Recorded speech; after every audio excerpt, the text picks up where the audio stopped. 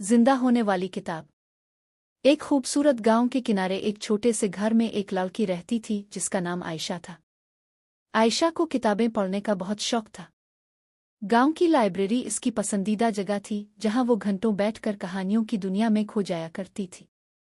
लेकिन इसका सबसे पसंदीदा हिस्सा पुरानी किताबों का सेक्शन था जहां वो अक्सर अजीब व गरीब और पुरस्रार कहानियां तलाश किया करती थी। पुरस्रार किताब का मलना। एक दिन जब आयशा लाइब्रेरी में किताबें तलाश कर रही थी, इसकी नज़र एक पुरानी और गिर्द से भरी हुई किताब पर पड़ी। किताब का सरवरक सादा था, लेकिन इस पर सुनहरी हुरूफ से लिखा था, जिंदा होने वाली कहानी। आयशा को बहुत तजस्सुस हुआ। इसने किताब उठाई और लाइब्रेरी की सबसे पुरसुकून जगह पर जाकर इसे खोल लिया। जैसे ही आयशा ने किताब का पहला सफ़हा खोला, इसे एक अजीब सा एहसास हुआ। सफ़े पर लिखा था, ये किताब आम किताब नहीं है। जो भी इसे पढ़ेगा वो कहानी का हिस्सा बन जाएगा। आयशा ने सोचा कि ये शायद किताब का तख़य्युलाती अंदाज है, लेकिन जैसे ही इसने पढ़ना शुरू किया, किताब के सफ़हात रोशनी से चमकने लगे। अचानक एक हुआ का झोंका आया और आयशा ने खुद को एक जंगल में पाया। कहानी के अंदर। आयशा हैरान और परेशान थी। वो समझ नहीं पा रही थी कि वो कैसे किताब के अंदर आ गई है। इसके सामने एक बूढ़ी औरत खड़ी थी जो एक अजीब सी छड़ी पकड़े हुए थी।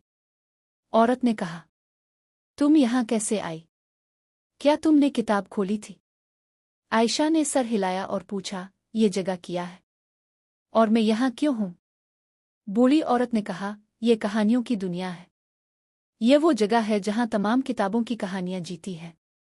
लेकिन तुम्हें यहाँ नहीं होना चाहिए था। ये जगह सिर्फ कहानी के किरदारों के लिए है।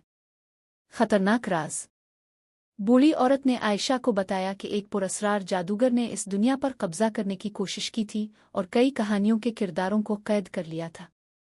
कहानियों की दुनिया वो अब खतरे में थी, और अगर जादूगर कामयाब हो गया तो दुनिया की तमाम किताबें खाली हो जाएंगी। आयशा को एहसास हुआ कि वो इस दुनिया में हादसाती तौर पर तो आई है, लेकिन शायद इसका यहाँ होना किसी मकसद के तहत है। मुहिम का आगाज। बूढ़ी औरत ने आयशा को एक जादुई कलम दिया और कहा, यह कलम तुम्हारा सबसे बड़ा हथियार है। तुम इस कलम से कहानी को बदल सकती हो, लेकिन सिर्फ इस वक्त जब तुम बहादुरी और सच्चाई से काम लोगी। आयशा ने हिम्मत बांधी और कहानी के किरदारों को आज़ाद कराने के सफ़र पर निकल पड़ी। इसके रास्ते में मुख्तलिफ मुश्किलात आईं। भूल भलियों का जंगल। पहला चैलेंज एक ऐसा जंगल था जहां हर रास्ता एक दूसरे में गुम हो जाता था। वहां इसे एक छोटे खरगोश से मुलाकात हुई जो असल में एक कहानी का किरदार था। खरगोश ने इसे बताया कि जादूगर ने इसे एक भूल बिलिया के निगहबान के तौर पर कैद कर रखा है। आयशा ने अपने जादुई कलम से रास्ता बनाया और खरगोश को आज़ाद किया। खामोश दरिया।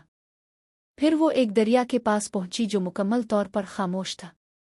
आयशा को मालूम हुआ कि दरिया में कैद एक जलपरी जादूगर के खौफ से अपनी आवाज़ खो चुकी थी। आयशा ने जलपरी को यकीन दिलाया कि इसकी आवाज़ दुनिया के लिए ज़रूरी है। जब जलपरी ने हिम्मत करके गाना गाया तो दरिया में रास्ता बन गया और जलपरी आज़ाद हो गई। जादुई कला। आखिरकार आयशा जादूगर के किले तक पहुंच गई। किला बहुत खौफनाक और तारीक था। वहां मुख्तलिफ कहानियों के किरदार कैद थे, जिनमें शहजादे, परियां और देव सब शामिल थे। जादूगर आयशा का इंतजार कर रहा था। आखिरी मुकाबला। जादूगर ने आयशा को कहा, तुम एक आम इंसान हो। तुम मेरे खिलाफ कुछ नहीं कर सकती। लेकिन आयशा ने अपने कलम की ताकत पर भरोसा किया। इसने जादूगर को चकमा देते हुए कलम से एक जादुई दायरा बनाया और जादूगर को कैद कर दिया। तमाम कैदी आज़ाद हो गए और कहानियों की दुनिया एक बार फिर जिंदा हो गई। कहानी का इख्तिताम। आयशा को कहानियों की दुनिया के लोगों ने शुक्रिया अदा किया और इसे वापस इसकी दुनिया में भेज दिया।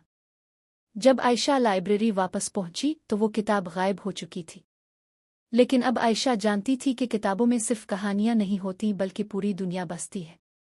आयशा ने वदा किया कि वो हमेशा किताबों की कदर करेगी और दूसरों को भी ये सिखाएगी कि किताबें हमारी ज़िंदगी का सबसे बड़ा ख़जाना है।